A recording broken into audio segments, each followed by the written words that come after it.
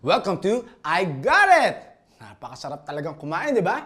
Lalo na pag barbecue, isda, gulay at may kanin. Nako, kahit siguro 10 mga gato, kayang-kaya ko ubusin. Pero kailangan ko talagang pigilan ng sobrang pagkain eh. Dahil alam niyo ba, ako rin naman na mahihirapan pag tagal-tagal. At alam ng kaibigan nating si Selver yan. Selver, sabihin mo nga sa ating mga kaibigan dyan. Siya ang kaibigan ko si Selver, 8 years old. At isa sa pinakapaborito niyang gawin ay ang kumain. Parang ang sarap ng baon mo ah. Palagi po ako nagugutom kasi po masarap po talagang kumain. Pwedeng mauwi sa tinatawag na obesity ang ganitong eating habits. Obesity ang tawag sa kondisyon kung saan sobra-sobra sa taba o fats ang katawan ng isang tao. Gusto ko po talaga yung adobo yung ulam, tsaka po itlog. Yung paborito ko din po yung chichirya, pati po yung lollipop. Kasi po yung lollipop matagal po kainin eh.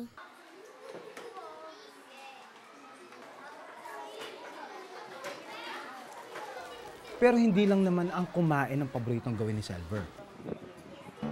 Mahilig din naman siyang mag-aral. Katunayan, top-notcher siya sa klase. Madali lang daw para sa kanyang pag-aralan ng mga lessons. Pero kung may madali, meron ding mahirap para sa kanya, gaya nito. Ang sepak takraw ay isang laro kung saan kailangan panatilihing nasa ere ang bola sa tulong ng pagsipa nito. Hindi gaanong interesado si Selver sa sports dahil hindi ito madaling gawin para sa kanya. Training nila ngayong araw. Kaya ito, at susubukan ni Selver. Lagi niya itong sinusubukan gawin, pero dahil nga hindi siyang pinakamahusay dito, nawawalan din siya ng interes. Kitang-kitang pagod ni Selver, pero mukhang mas mahirap ang susunod na exercise. Nahihirapan po ako sipain yung bola. Hindi ko po masyadong maingat yung ano ko po, yung po ako po. Habang ang classmate niyang si Sean ay paulit-ulit itong ginagawa. Hindi lang hirap sa paglalaro ng sepak takraw ang ikinalulungkot ni Selver. Kadalasan, biktima rin siya ng bullying. Madalas po nila akong pinagtatawan. May mga nanunukso po sa akin. Tinatawag po nila akong tabat, choy, baboy po, pati pa po yung mga iba. Nalulungkot po kasi po sinasabihan nila po ako ng ganun. Ngayong araw ang schedule ng check-up ng mga estudyante. Medyo matagal-tagal na din ang huling check-up ni Selver. Straight body, silver, baba na silver. 40 plus 5.5. Ito na yung kanya. Ito na yung record ni height and weight.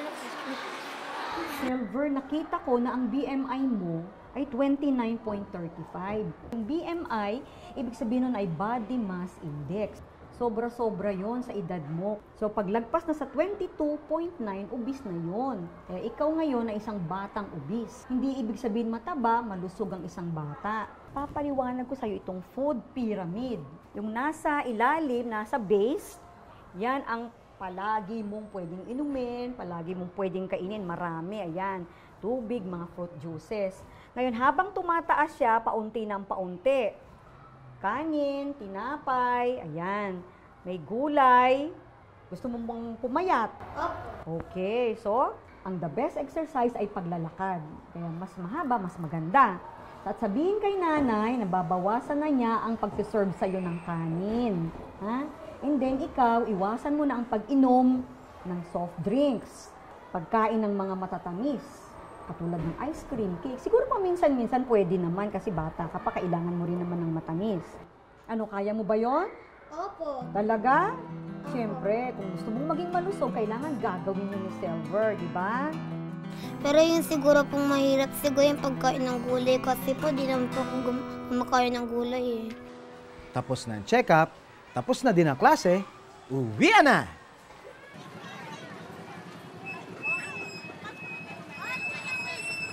Yung paglalakad po yung papunta sa school din po, ginagawa ko po yung exercise, pati po yung pag-uwi. Kasi po wala naman din po kami pamasay ng tricycle din po, kaya naglalakad lang po kami. Hindi madaling lakarin ang bahay nila Silver. Malayo ito mula sa eskwelahan niya. Kadalasan, mainit sa daan at nakakapagod. Pahinto-hinto ng paglalakad si Silver kasi kailangan niya muna magpahinga. Konting lakad ko lang po, napapagod po ako kasi agad, pati po nahihingal po ako agad. At minsan, napapahinto talaga siya pag nakakita siya ng pagkain. Bah, mukhang masarap nga yan ah.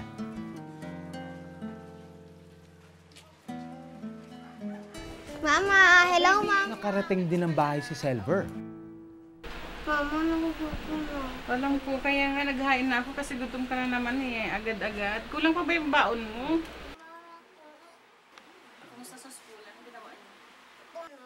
Paano ba yun sa doktor? Nagpa-check.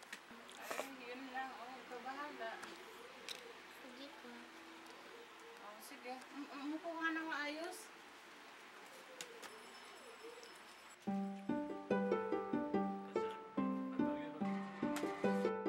Nga, nasaan na yung adobo? Naubos mo nga lahat. Pahinga ka na muna. O teka. Saan ka naman pupunta? O, dahan-dahan, may kanin ka pa sa sa tiyan mo. Dahil hindi kalaki yan ang bahay nila Silver, wala siyang masyadong galawan kaya madalas ay lagi siya nakaupo o kaya naman nakahiga. Silver, ano yung hawak mo? Baka nakakalimutan mo yung bilin ni Doc, ha? Ano daw sabi ng doktor? Kailangan ko daw magbuhat ng timbok dahil daw po obese daw po ako. Ano dapat mong gawin?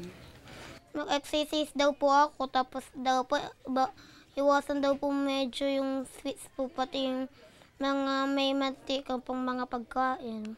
Ano yung candy? Gigil na nga ako, gusto ko na nga itong kainin. Ito na lang kaya ang lollipop kaya. Bahala ka.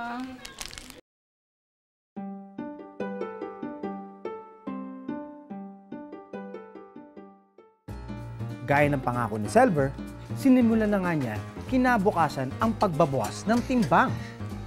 Inumpisa niya sa pag-eehersisyo.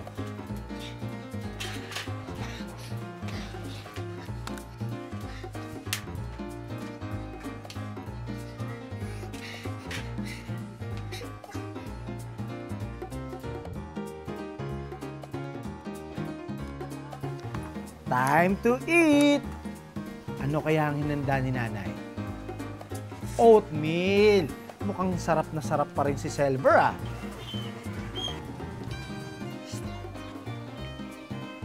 Nako, habang tumatagal ay parang nagsasawa na siya.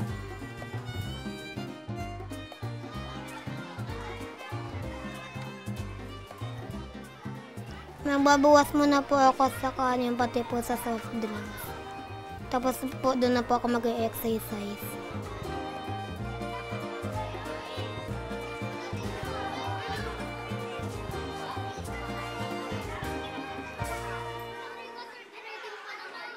Sabi po kasi ni Doc, nagkakasakit daw po ako pag hindi daw po ako nagpapayat sa paglaki ko po. Kaya ayoko din po magkasakit. Pagkaraan ng halos 2 linggo, bumalik si Silver sa clinic para tignan ang kanyang timbang. May nabago kaya?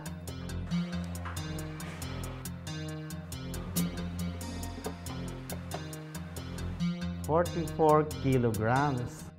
Wow! 1.5 kilograms na nabawas sa timbang ni Silver. Magandang simula yan.